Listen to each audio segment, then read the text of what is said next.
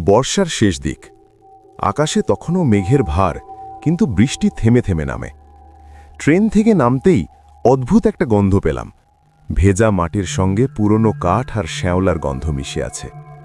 10 বছর পর এই গ্রামে ফেরা। নামটা এখনো বদলায়নি, রুদ্রপুর। স্টেশনে কেউ নামল না, আমিও একা। সন্ধ্যা নামছে দ্রুত। দূরে কাশবনগুলো বাতাসে দুলছে, ঠিক যেন কেউ ফিসফিস করে কথা বলছে। আমাকে নিতে কেউ আসেনি। অবাক হইনি, এই গ্রামে মানুষ কথা কম বলে, আর কিছু কথা বলা একেবারেই নিষেধ। 2 রুদ্রপুরে ফিরেছি বাবার মৃত্যুর পর, পুরনো বাড়িটা বিক্রি করার জন্যে। শহরে আমার আর সময় নেই, এইসব ভূতপ্রেতের গল্পে বিশ্বাসও করি না, অন্তত করতাম না। গ্রামের লোকজন আমাকে দেখেই থমকে গেল। কেউ বলল না, ফিরেছিস কেন? তারা শুধু তাকালো। সেই তাকানোয় ভয় ছিল না, ছিল অনুশোচনা। 3 আমাদের বাড়িটা গ্রামের শেষ প্রান্তে, কাশবনের ঠিক পাশে। বাড়ির পেছনে একটা পুরনো পুকুর, লোকে যাকে বলে কালো পুকুর। ছোটবেলায় মা বলতেন সূর্য ডোবার পর ওদিকে যাওয়া নিষেধ। কারণ জিজ্ঞেস করলে মা বলতেন, সব প্রশ্নের উত্তর জানতে নেই।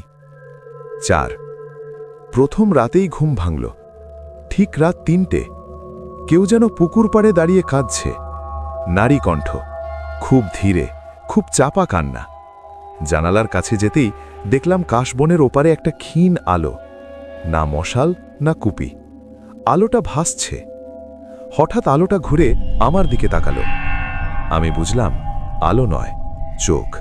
পরদিন সকালে গ্রামের একমাত্র দোকানের বৃদ্ধ মালিক হরিপদ কাকা আমাকে চা দিলেন।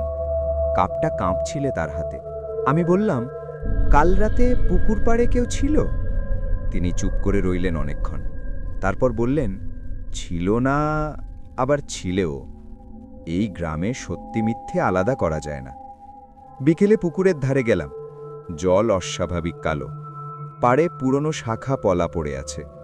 নতুন নয়, কিন্তু ভাঙাও না, যেন কেউ নিয়ম করে রেখে যায়।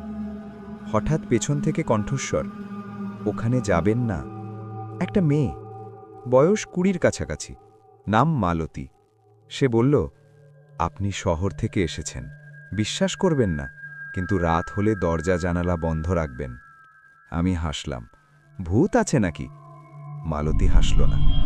সেদিন রাতে আবার কান্না, এবার কাছেই। দরজার ফাঁক দিয়ে দেখলাম ঘরের ভেতরেই কেউ দাঁড়িয়ে। লম্বা চুল, ভেজা, মুখ দেখা যাচ্ছে না, পা মাটিতে ছুঁয়ে নেই। সে ফিসফিস করে বলল, ফিরে